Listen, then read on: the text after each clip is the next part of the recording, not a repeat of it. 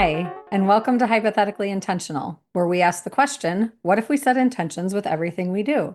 I'm your host, Michelle Albers, and today I have with me Tanya Smart. Welcome, Tanya. Hello. I'm going to pop an intention into our room today, if that's okay with you. Absolutely. So, my intention today, based on recent conversations we've had, is to show up authentically, compassionately, and this is a weird intention to set, but also intentionally. Basically, I'm showing up as me today, which is kind of how I show up in general. But everything I just said is like amplified with layers of extra, like extra compassion, extra really like that pause to make sure that I'm showing up authentically and for the best and highest good. And then really intentional, which is what I just talked about. How's that feel? Sounds good. It feels right. Yeah, that's amazing. It's funny that you use the word right. It feels right because I've been thinking it was like popping in this morning about how so many of us want to or strive to or even thrive to show up right.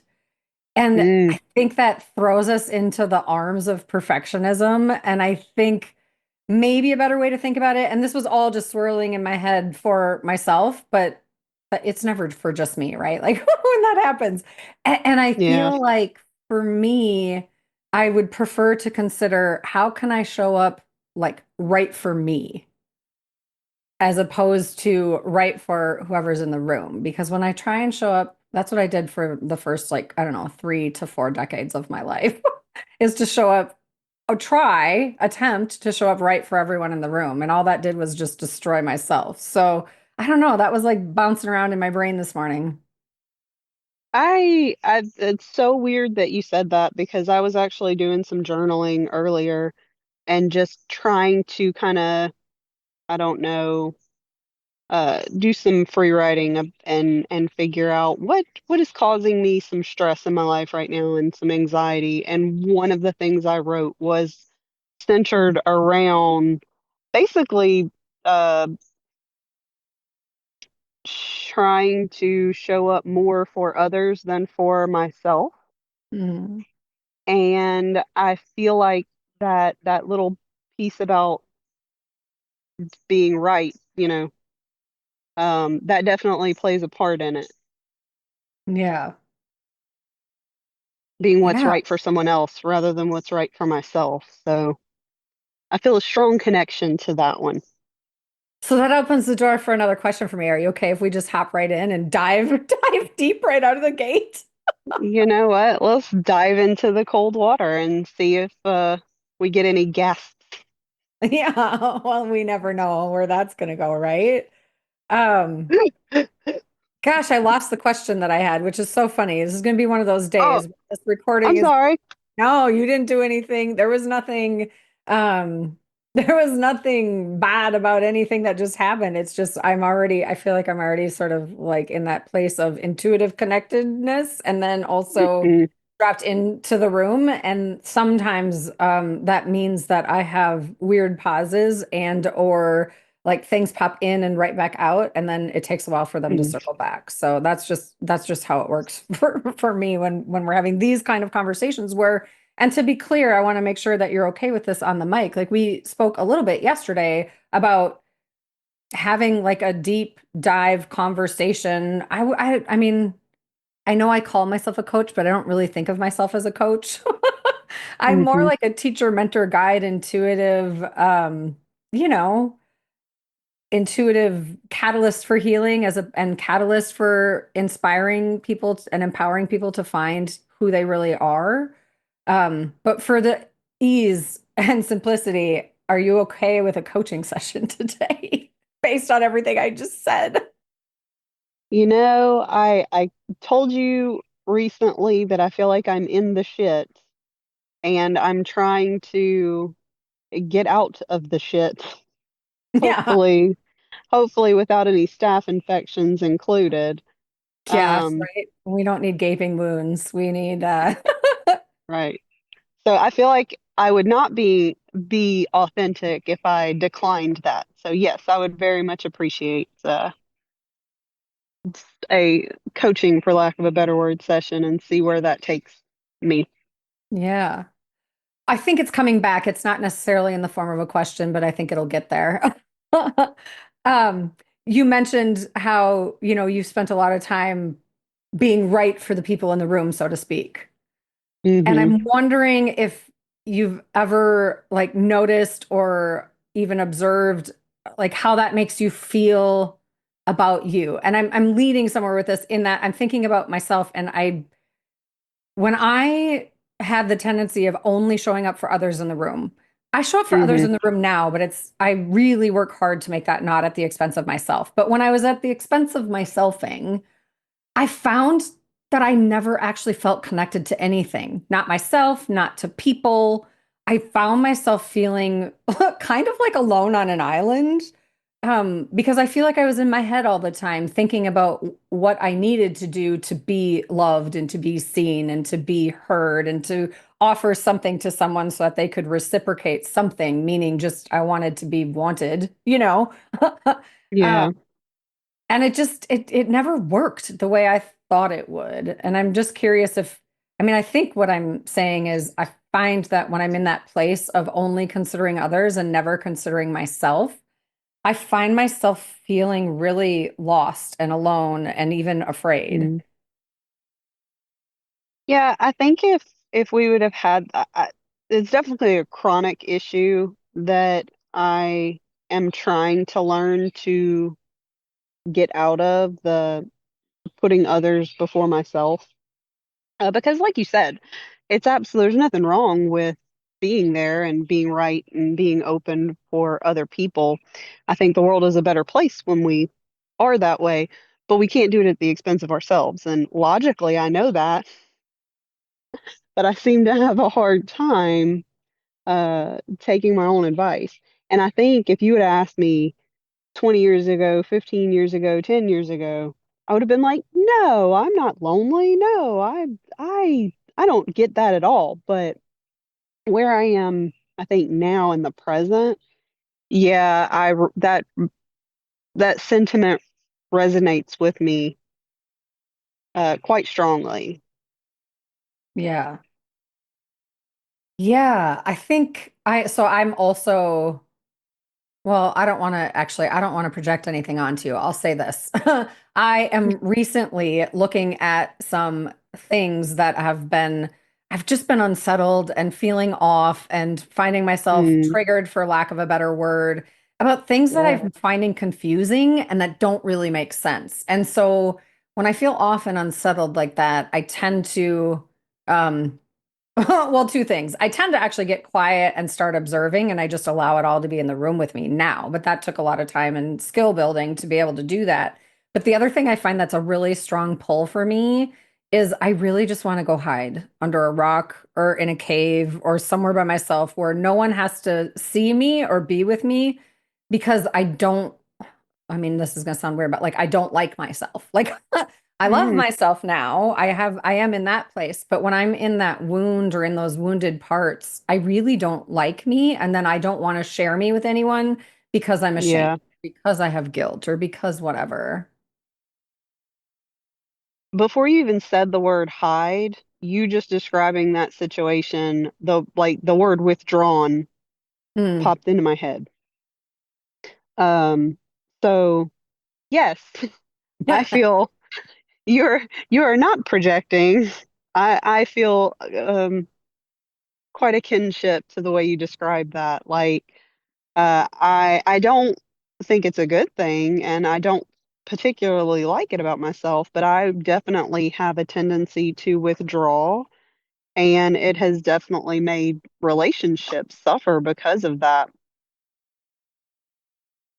So I'm curious where it comes from you. Like when you say you feel called or compelled to withdraw, I wonder where that comes from. Like for me, I describe part of it. Do you know like what is it about like what feeling or is going through your being when you're like I can't I want to withdraw, I don't want to be around anyone.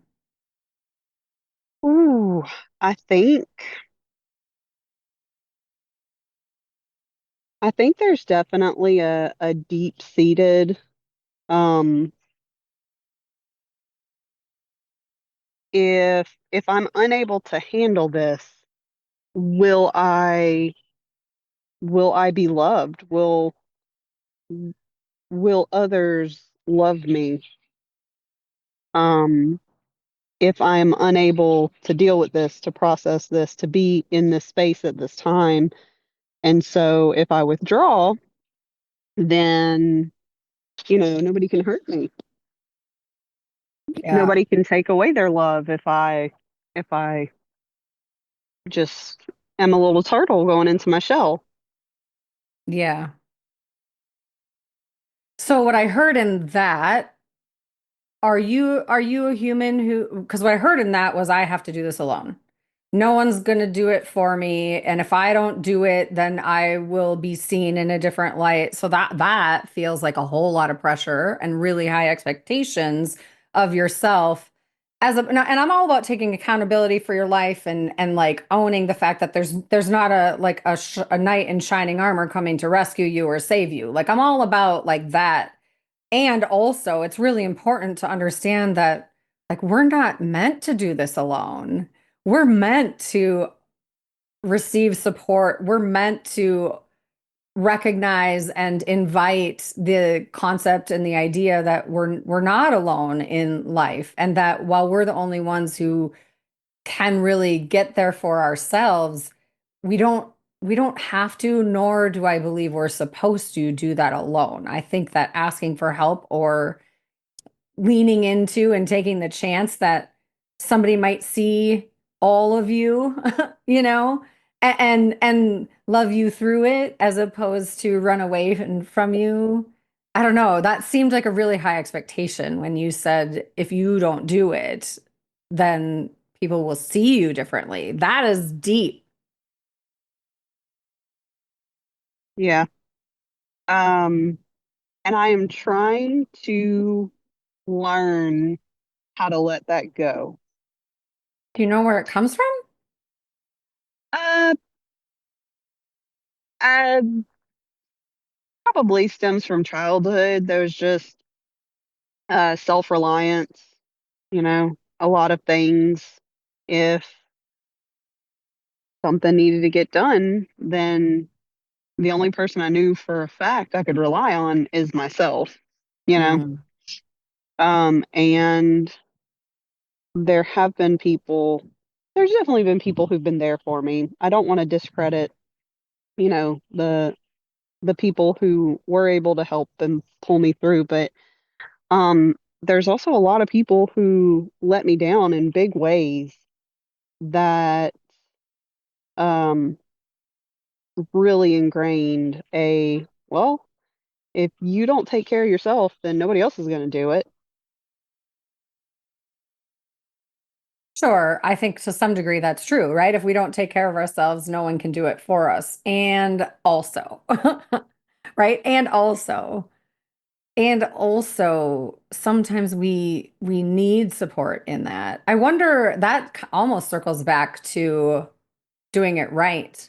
Like what if there isn't a right? What if it doesn't get done in the timeline and the expectations and the way and the quality that you require that you're telling yourself is required for it to be quote unquote okay. Um, hmm,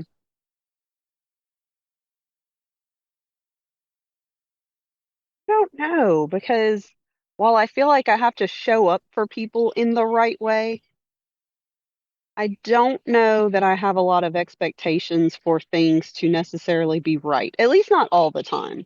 Hmm.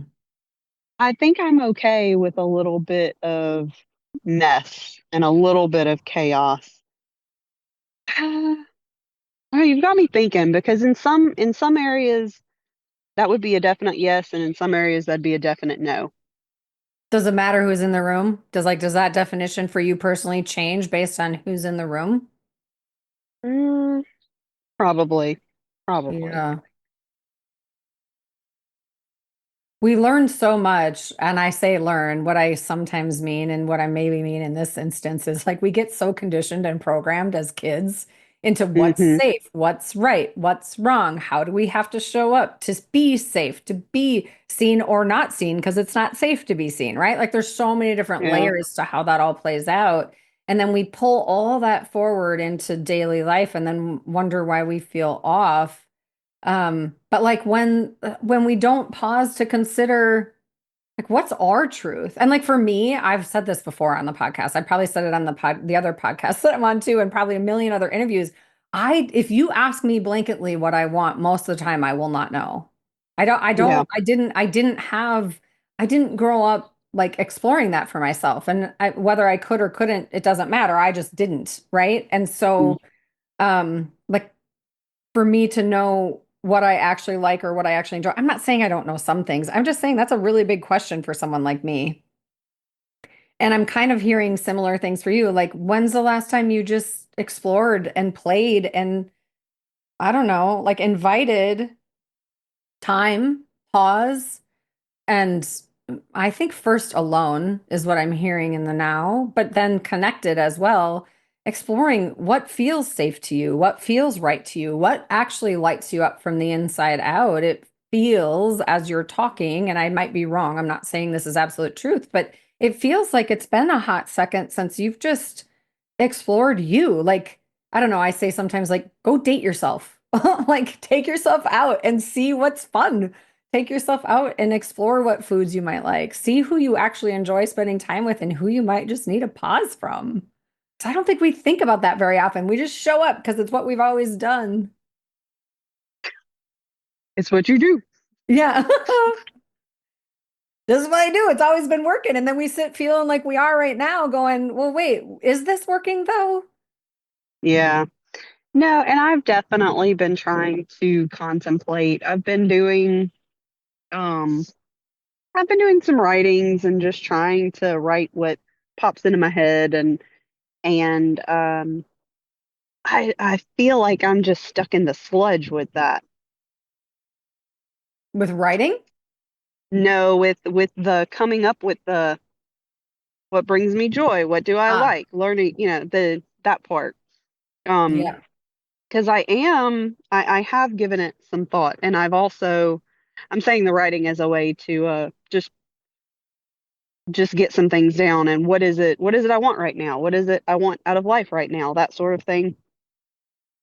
Um, and I just keep like I'm not coming up with anything at the moment. And I think it's just because I almost feel like I'm in my own head.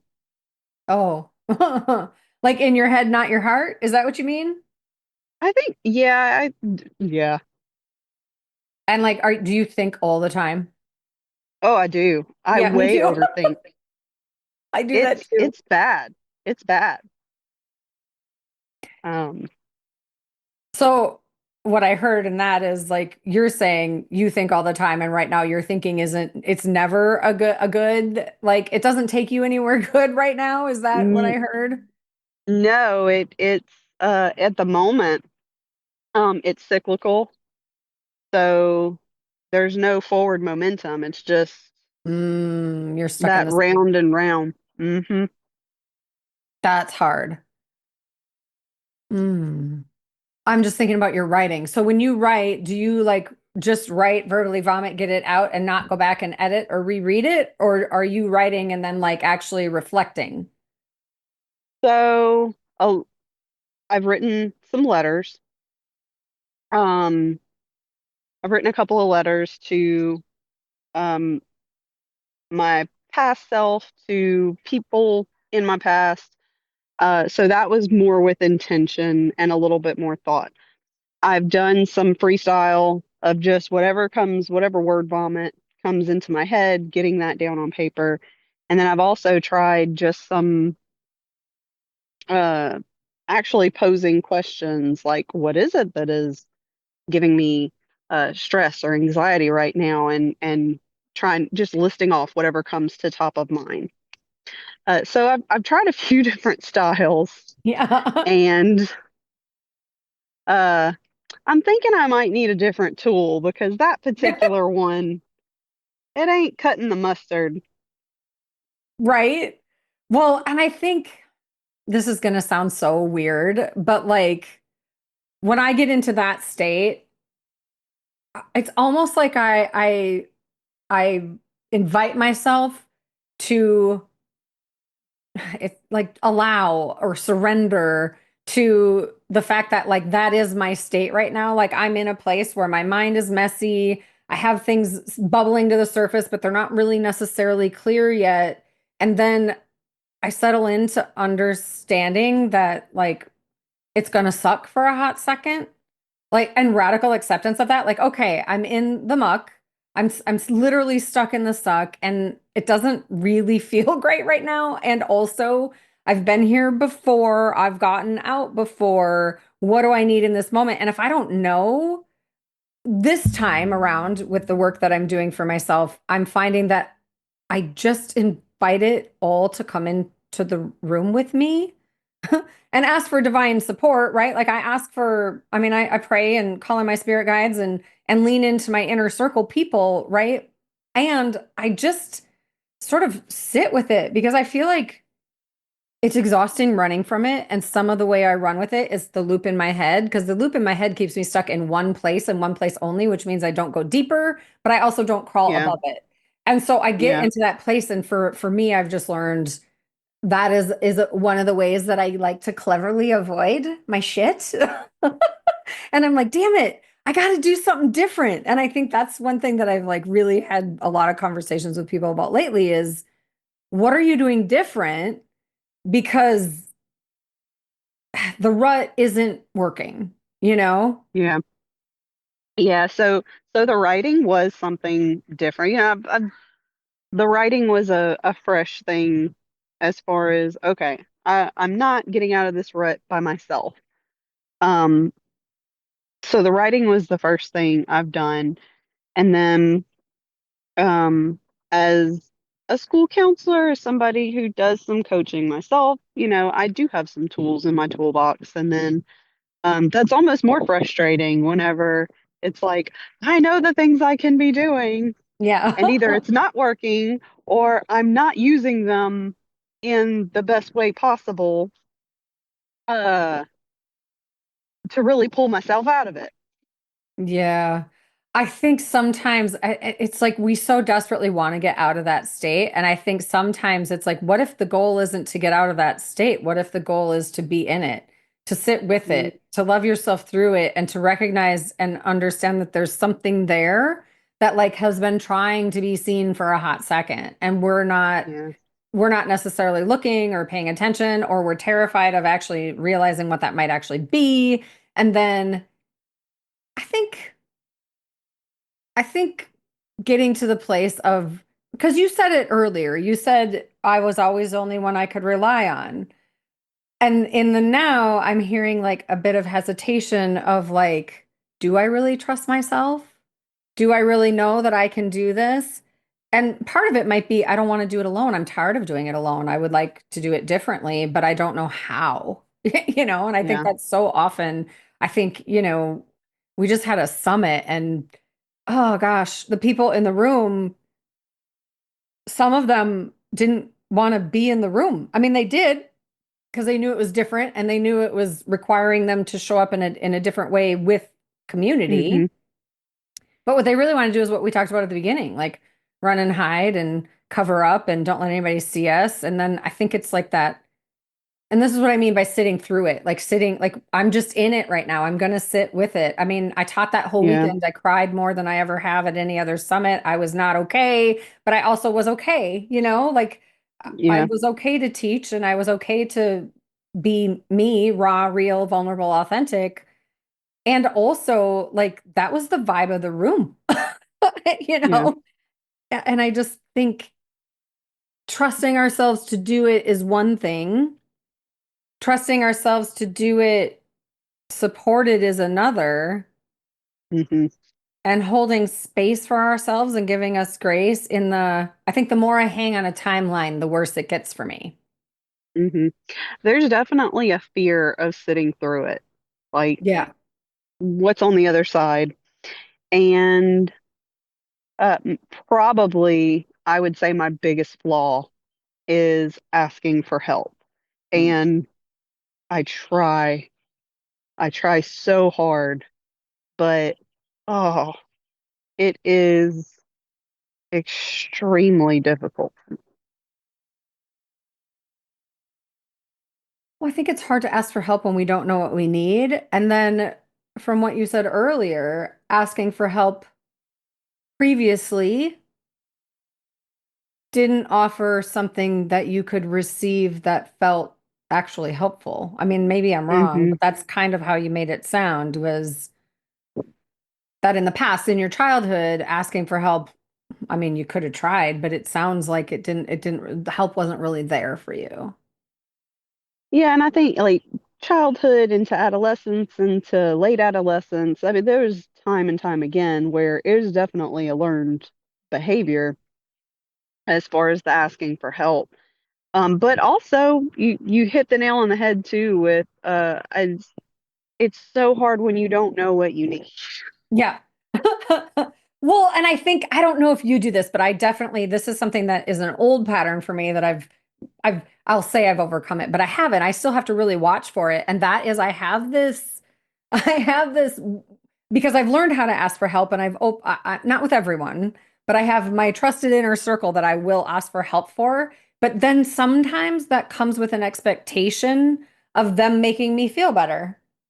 And it's like, it's not Oh, their job to make me feel better. That's not how this yeah. works. The only way I feel better is if I move something within me, if I choose something for myself. That's how I feel better. But sometimes, old pattern, will get sneaky and I'll find myself asking for help, wishing, hoping, praying that whatever they offer me to receive will just give me a temporary pause. And the reality is sometimes it's not a reprieve that I need. It's more sobbing or more anger or more awareness or more Mhm. information or more, again, Yeah. like sitting with the people in the room or the stuff in the room that is like weighing us down that we just haven't it hasn't been time. I don't want to imply like guilt or shame or anything. It just hasn't been time to look at it yet. And like for me right now, I'm in Hmm. that place of, oh, it's time.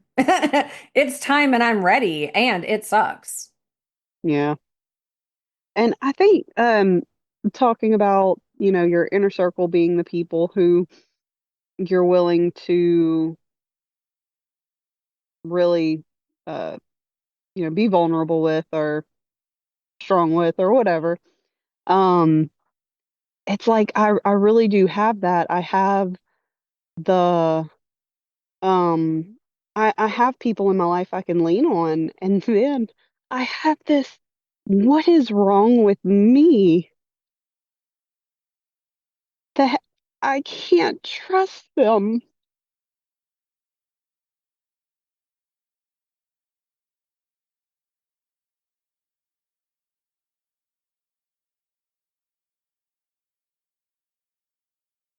that I can't let go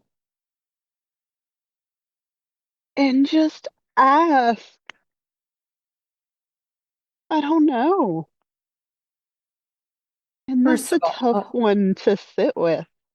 yeah. I was going to say, what if there's nothing wrong with you? Perhaps consider a different phrase for that, right? I think the other thing is what if is it possible a different kind of question would be better, would feel more compassionate, would feel more accurate even? Um, because if we don't know what we need, how can we possibly ask for it? What if it's more of a statement of I'm feeling kind of in it right now, whatever your words are, right? But I'm in it right now and I don't know what I need. I just need to know I'm not alone. And that's it.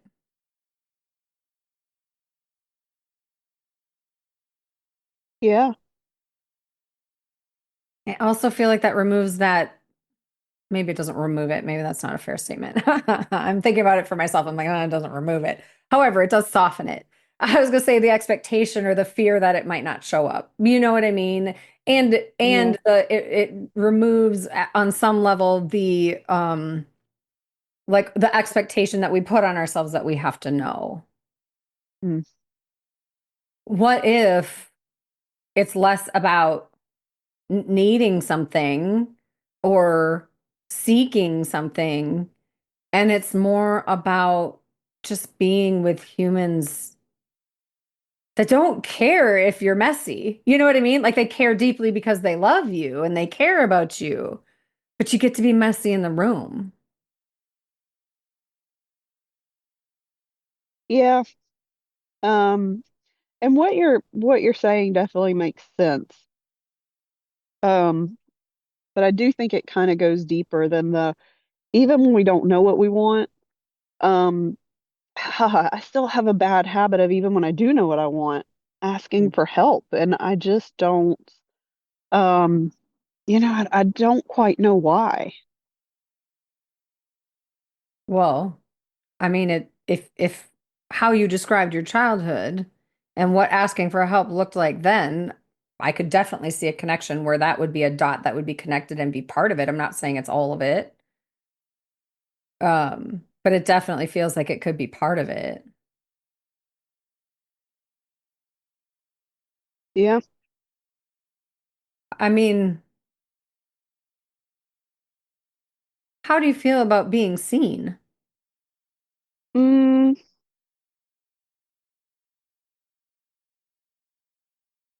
like, do I feel seen? How do you feel about actually being seen? Like, Mm. Um, I feel like I am largely an open book, but not for the really, really deep stuff. Like, there's definitely a layer or three that I'm unwilling to let people see.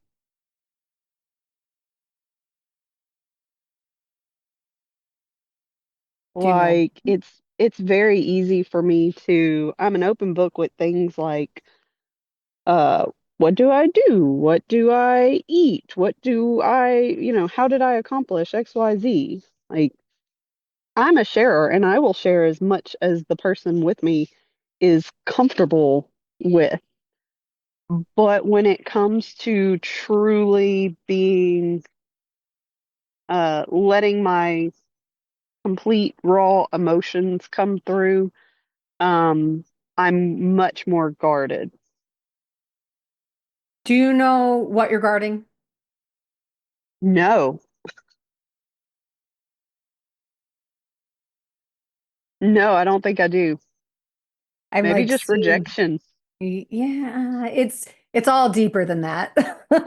I mean, yes, it can be that simple. Yes. That's a big thing to unpack though, right? Like yes. The fact that you said it so easily tells me it's probably not coming out of that locked box, you know. Um, it's exhausting to guard the safe.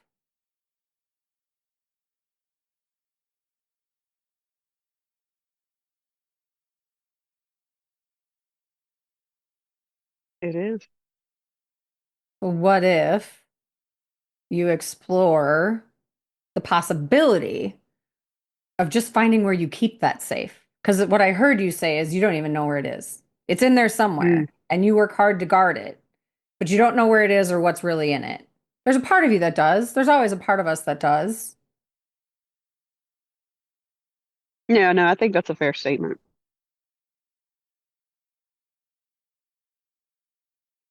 It's a terrifying statement if I'm honest about how it's evolved for me over time. The and doing this work with others too, right? Like there's a it's a process, it's an unfolding, it's an unraveling sometimes, it's an opening. My goal is always for it not to feel like TNT. Hmm. for it to be more of an excavation with kindness and care and brushes and tools and all the various ways. It might take more time, but also, um, it can be done lovingly. It can be done in a way. Well, here's the thing. I was going to say in a way that feels safe, but the reality is when we unpack and uncover and reveal those parts of us that we personally and like intentionally have kept away from ourselves and away from others, that will never feel soft. It will never Hmm. feel safe even necessarily. It certainly won't feel gentle. I'm thinking about just specific clients and myself about how it feels when we really look and there's like that moment of like, holy shit, like now what? But then there's on the other side of that, there's breath, space, self-trust, compassion for self. And I think Healing.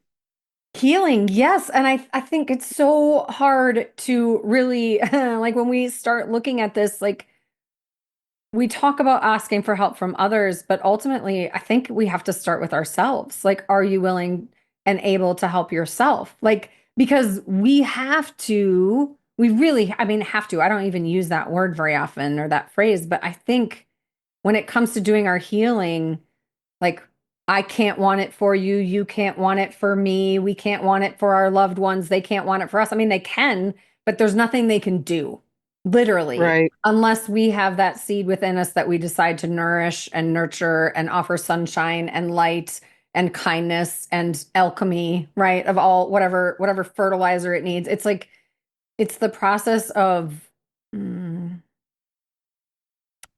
I don't know, I guess becoming your own best friend. That's really hard to do. And I mean, for me, I spent a good chunk of my lifetime beating up on myself and hating myself, not loving myself.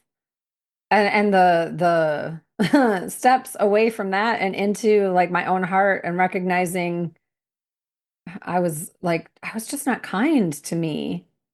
Which then meant I Yeah. wasn't kind to others often. I mean, I've tried hard to be kind to others, but I think everything was so much energy. I don't know. It feels like a lot of what you're saying, it like anxiety. Yeah, because all of your energy is going, it's out. There's depletion, you know? Hmm. I think when we have depletion, I don't know, maybe they're not connected, but to me, my anxiety feels like it comes in when I get into that overwhelmed state and I feel like I'm not making any steps to do anything and therefore I'm not doing anything right, right? I'm not doing anything Yeah. right for me. And then there it is. And I'm like, well, shit. Now what? I even said it out loud last night. I can't do anything right.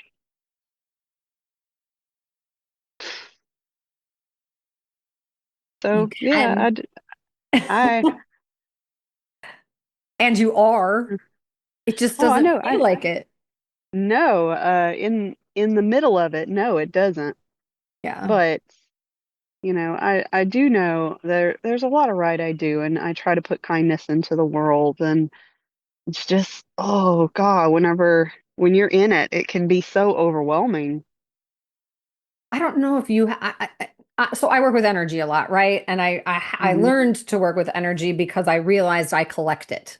I Yeah. literally collect other people's energy as well as having my own big energy that is me, right? Like, I mean, it doesn't matter if I'm messy or full of light or all of the above. I'm big. And so I feel it. I feel everything intensely. Yeah. And so when I pick up other people's energy too, it's like, well, this isn't helping. Like this isn't even mine. And I'm hearing you say you're a counselor. You try to put kindness in the world. You want to show up in a way where you're giving. That's what I hear you say, where you make the world a better place by being you all while depleted, all while overwhelmed, all while anxiety is knocking at your door. And I think, what if some of this heaviness that you're feeling isn't even yours? Because you hold Mhm. space for other people on the regular. Yeah. So what does it look like if you intentionally shed and just surrender to any energy that is not yours, that it is allowed to be released, that you ask it, that you tell it that it must be released? And I believe that intention is enough, right? I believe that we can very intentionally, believing it in our core, tell it it needs to go, and it Hmm. goes. Mother Nature, like you're sitting in this beautiful grass with beautiful green around you. I'm like, oh my goodness, you can give it to the trees, they will send it to earth. You can give it to the grass, it will send it to Father Sky, right? Like, I mean, you can send it to starlight, send it to Earth's core. It gets transformed for the best and highest good. I believe that with all my heart. It doesn't have to be your belief. Your belief can be give it to God. It can be anything, anything. But energy is energy, and if you have energy that's Mm. not yours, that for me, that definitely contributes to anxiety. My biggest question is this mine? Yeah. I don't know. That would be a good question for me to ask myself because that's definitely a possibility. Yeah. I don't know how does your work get pretty heavy? Like, do you address It heavy things? it just depends. I might go months without anything getting too heavy, and then all of a sudden I'll have some very extreme stuff laid at the doorstep, and you just don't know. You deal with it the best you can, and you try to help people through it the best you can. But I've definitely had some some clients and some students go through just some big absolutely life altering changes, and then even just some not necessarily life altering but just heavy stuff, um but yeah, it comes in waves. Yeah. Well, and just gosh, I don't know. I wonder how much of your students, even if it doesn't seem heavy to you in a moment, I wonder how often it reminds you. I don't know. We all have inner children, right? We all have our inner child, Mm, our inner kids that are kind of screaming, knocking at the door, wanting our attention, and I wonder how often even just the littlest of things ping something in your energy and your being that reminds you of something that's in the vault, something that's in the safe, something that's, deep down in. And over time, if that keeps getting picked at, if that lock keeps getting picked, right? hmm. Over time, it just starts feeling less safe because it feels vulnerable, like it might not be as protected. I don't know. It almost sounds, and I don't know if this is true, but it's possible that you're in that place of where the safe is now and you understand that you want to like open it or unguard it or like offer it something and the Hmm. thought of that is really terrifying and sometimes we run from that or at the very least don't rush to it. I'm Yeah. not saying that's true. I'm just saying it's a possibility with what you do because often we pick what we do based on that kind of thing, right? Where think Oh, we what we need. yeah. Yeah. Oh, definitely. I definitely picked my profession based on I want to help people in a way that maybe I could have been helped. And again, I had many lovely people who have tried to be there for me.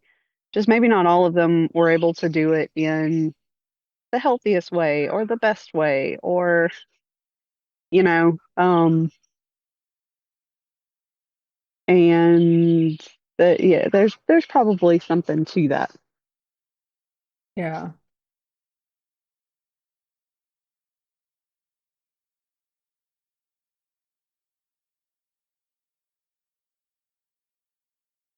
It's so hard.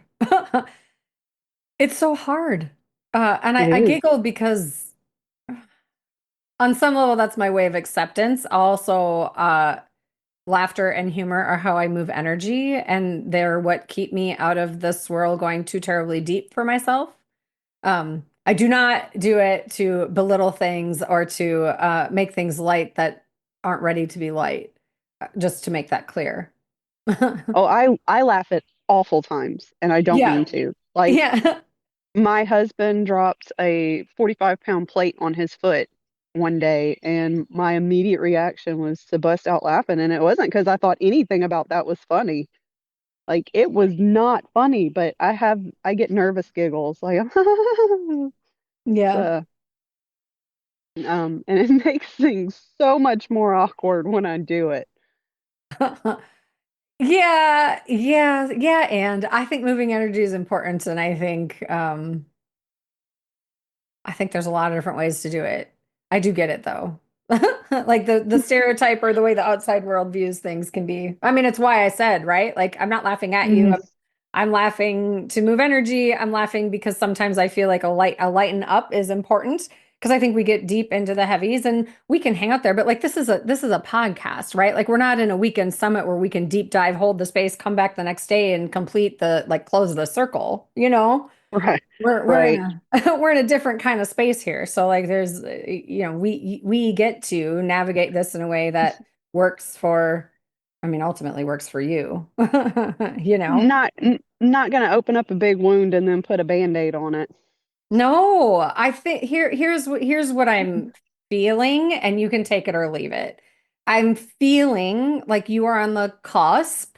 Actually, I think you're in the process of and in progress of looking, seeing, discovering, uncovering you, like all of you, a portion of you that has maybe really been calling to you recently, and by recently it could be the last 10 years. You know what I'm saying?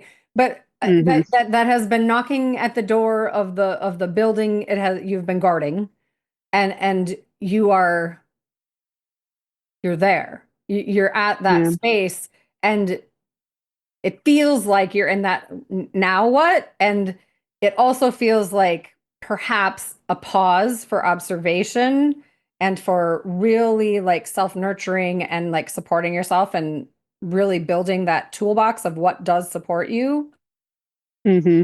is perhaps one of the most important next steps because it really just it feels like you're there.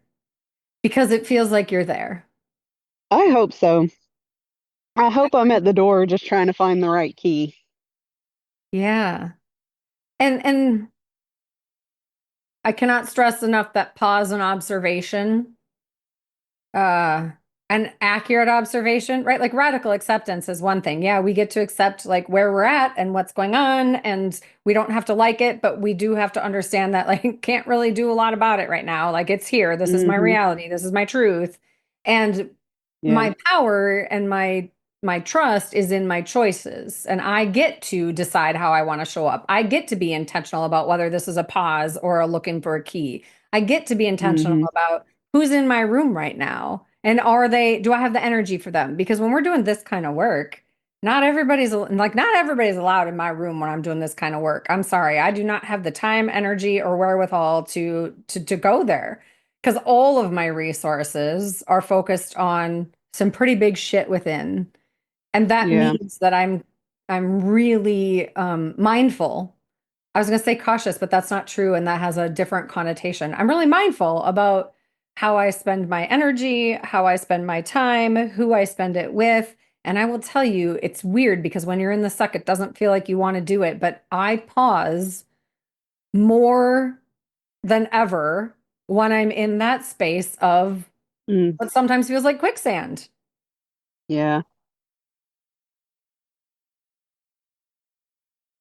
And I think it's amazing, you know, if you want me to edit this out, I will. But you reached out to me last night and was like, you were like, hey, just so you know, I'm kind of in it right now, feeling pretty raw. I just don't want you to be surprised when we're recording. And I was like, do you want to not record? Like, we don't have to do this. And you're like, no, that doesn't feel like the right answer. And I was like, okay, we'll honor whatever happens tomorrow. We'll make sure it honors both of us, you know?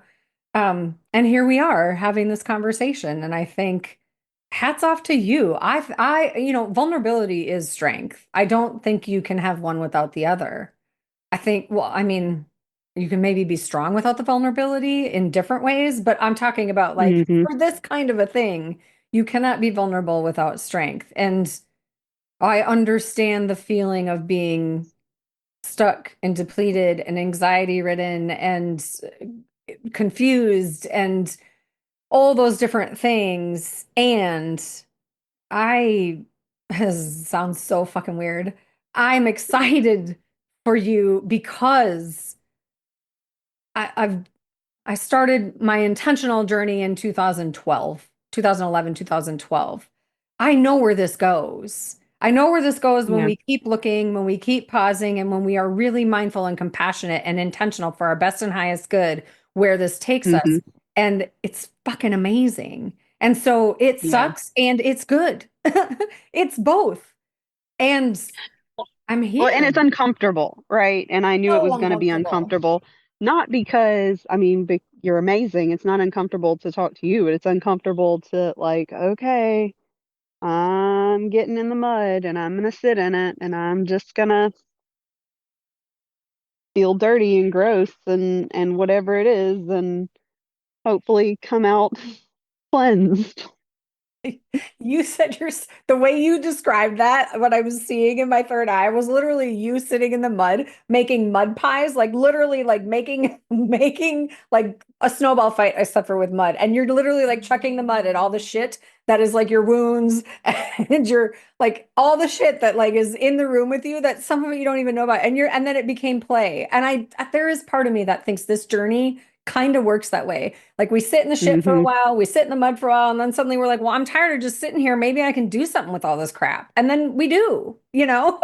And for me, it ends up, I mean, I used to teach preschool. I'm in love with like being playful and creative and inquisitive and Hmm. all that stuff. Because I think what better way to take a heavy, gross situation and just change it, even if it's for a brief pause? Because I think when we're sitting in it and when it feels heavy and we're tired and we're pick your thing, sad, lonely, angry, whatever it is, Yeah. that gets All of the heavy. above. Yeah. And it's really weighty. And when we can even just take a couple minutes and give ourselves a reprieve and create space in our body so we can take a full deep breath without fear, without anger, without crying. And maybe that's there. Who knows? It's not like it just goes away, but we can have Hmm. pockets of like that pause where it's like, okay, I got this. And I think it reminds us that we do.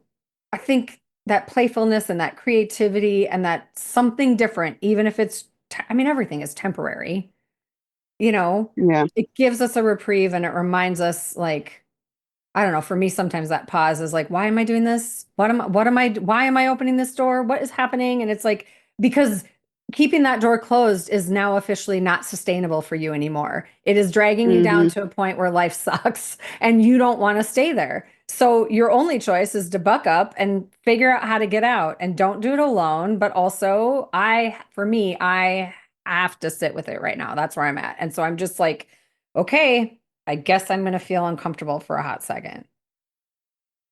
Fun. Well, I'm right there with you, sister. I know. And that's beautiful. I mean, it sucks, right? But also like that's life. I don't have like an expectation that life always be, have my rose-colored glasses on and that it's always great. I mean, I would Hmm. consider myself a realistic optimist if you got to make me pick something. Um, Yeah. but I'm not delusional. I understand that life is hard. I also understand that I don't want it to be so hard that it sucks all the joy out, Hmm. which means I got to do some work, whether I like it or not. And I see you doing the work. All that to say, that was just a really big babbly ramble, but all that to say, I see you doing the work. I see you in it. I think I'm gonna have to change the work up a little, but yeah, I'm definitely trying.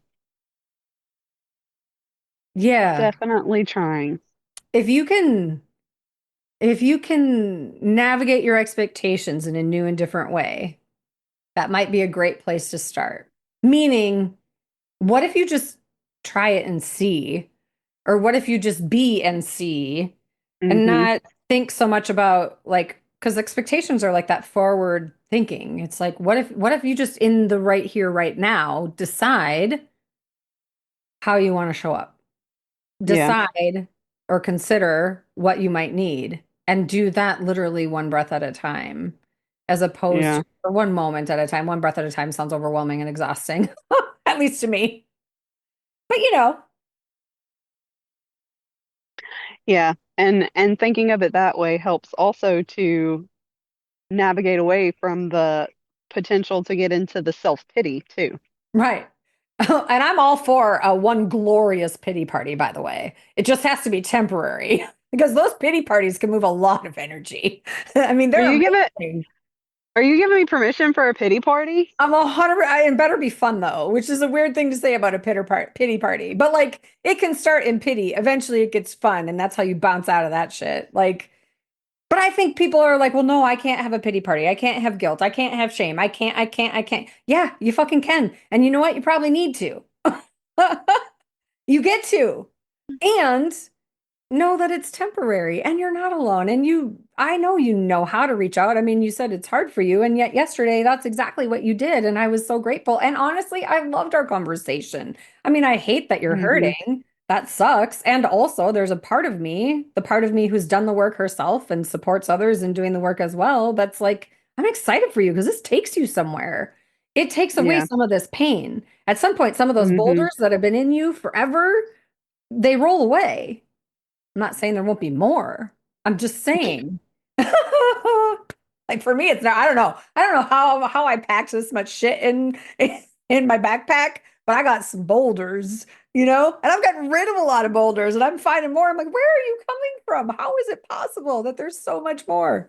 There will always be more. I'm okay with All that. those all those trips to Thailand, man. Yeah. Thailand is where I let them go. Amazing. Maybe some more sneak into your luggage on the way back. Maybe. I don't know. I feel the lightest and the brightest when I get home from Thailand or when I'm in I, Thailand. I bet I'm those trips look amazing. Yeah. That brings up a good point. It is good to have something to look forward to. Anything. It doesn't have to be a trip to Thailand. Do you know what I mean? But like for me, just to have even one little thing that like I know is coming, like for Hmm. me, that makes me smile is a really good thing. So if you don't have something like that, especially when you're doing the deep work, put something on your calendar, write yourself something that like is coming for you that you get to do because, you know, Because because it's something you love, because you want it, because it's for you. yep, that's a good one too. I'm surprised you can even go there. When I'm really in it, when I'm deep, deep in it, I probably wouldn't say something like that. I No. probably would not. I probably would not. Well, I'm not so sure I could receive it. Sometimes it's just like, yeah, I don't want to think about that right now. I'm in it. I'm going to be in it. I'm going to get myself out of it and I'm going to lean into the people. I don't know. It depends. It Yeah. depends on how dark I am, but I can get pretty crusty. Well, and it's even if I am in a very dark place, I'm still able, thankfully, to be open to, the ideas and the suggestions and the um because I'm definitely in a place I haven't been in a really long time, but at the same time I know I'm there and I'm willing to do whatever it is to get out of it. Yeah. Yeah. I think that will take you like beyond. That will maybe that's just a period. That will take you beyond. Because Mm, not everybody shows up in that way. And I'm not saying that's good, bad, or indifferent. Everybody gets to show up in their own way. I think yeah. I think the place you're in right now, one that you haven't been in for a very long time, is because you've been excavating. You've been looking. You've been holding space for others, and in holding space for others, you're revealing and uncovering space and things for yourself, and that's you looking. And when you do that, to know that without fail, you're gonna go beyond. You're gonna keep seeking you. And I think that's it. I think if we simplify everything down, we're seeking who we really are, how to love that who we really are, right? And then how to give Hmm. that love back into the world. I think if we're going to simplify life, that's it. Yeah. I mean, there's a whole lot of other beautiful layers and not so beautiful layers that go along with that. I think they all become beautiful. I think transformation is, I don't know. I think transformation is messy and beautiful all at the same time. And I think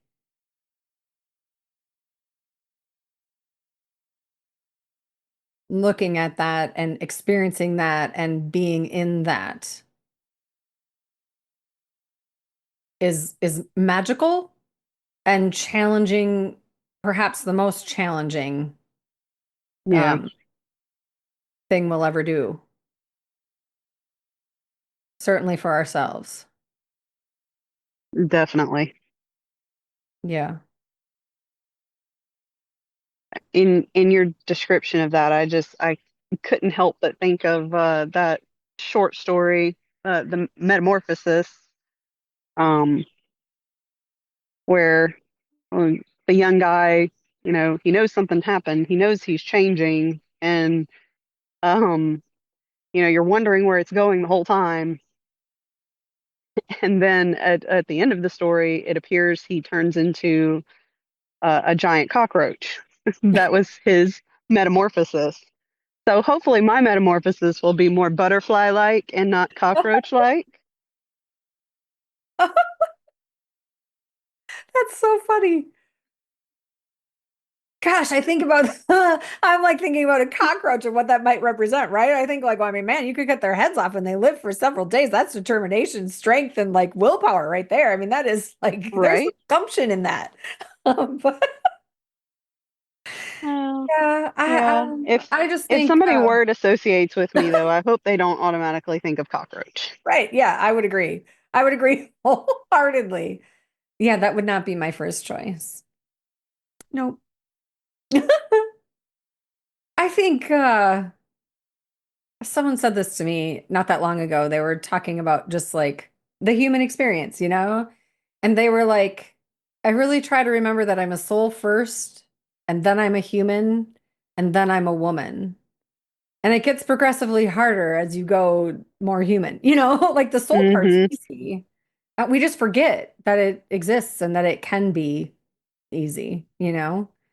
And Yeah. then the human part gets a little harder and the woman part gets a little harder. It doesn't matter, woman, man, like it doesn't matter, but it gets harder as you get more specific in the human world versus like our soul, like knows it all, like has it all, you know? It's like I think we forget about that light. And I think I've been really intentional about remembering that I get to be light.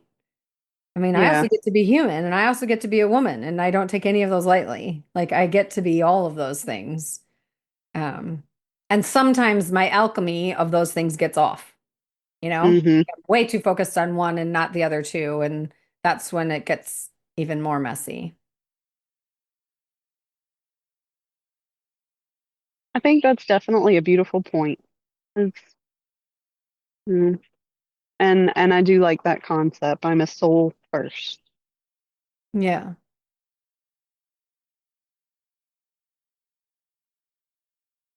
I'm sure that that concept isn't for everyone, but for me, that the soul part brings me comfort because I know it's not alone, right? Like to me, the soul is divinely connected and connected to Hmm. all, and um, very much um, just feels guided in a way that my humanness cannot. Yeah. So that feels, for me, that's an important layer to just for me to have faith, you know, whatever that looks like.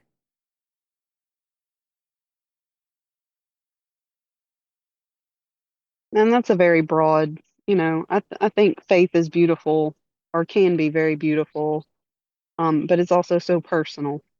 Right. And And that's a it's a good word, thing. yeah, it's a loaded word if you don't like mention that. You know, even soul. Like I don't care what your definition is or how you relate to it. For me, it's like that. There's this inner knowing that I'm connected, that I'm never alone, that Hmm. I'm always guided, that I do have divine guidance and divine connection and divine love always. Yeah. And sometimes that's Yeah. easy to forget when we're in it. And so I get to remind myself of all those things. And it is way more complicated than what I just said. I fully acknowledge and am aware of that. Otherwise, we wouldn't have Hmm. conversations like this if it was easy. Absolutely. How you feeling? Like a good place to wrap up? You want to, I think so. yeah. I think that feels like it feels right. All right. Well, I want to thank you for being here today. I want to thank you for being open and honest and vulnerable and courageous and all of those things and shining your heart out. That's like such a weird cliche phrase, but like I felt very connected today and I appreciate that. That doesn't happen if you're all guarded, you know? And I appreciate you so much, Michelle, because you are just a beautiful spirit. And my conversations with you are always leave me feeling better. Good. That's very good. I appreciate you sharing that. So, if someone were want to get a hold of you, because I do know that you also do coaching, how would they go about that? So, the quickest, easiest way would just be an email. Tanya, Tanya, F as in Falcon, Smart, Smart, at gmail.com. Perfect. That would be the easiest way to get in touch with me quickly. Okay. That sounds great. I appreciate you, girl. Thank you, ma'am. That's a wrap for today. Bye. Be you every day. Bye.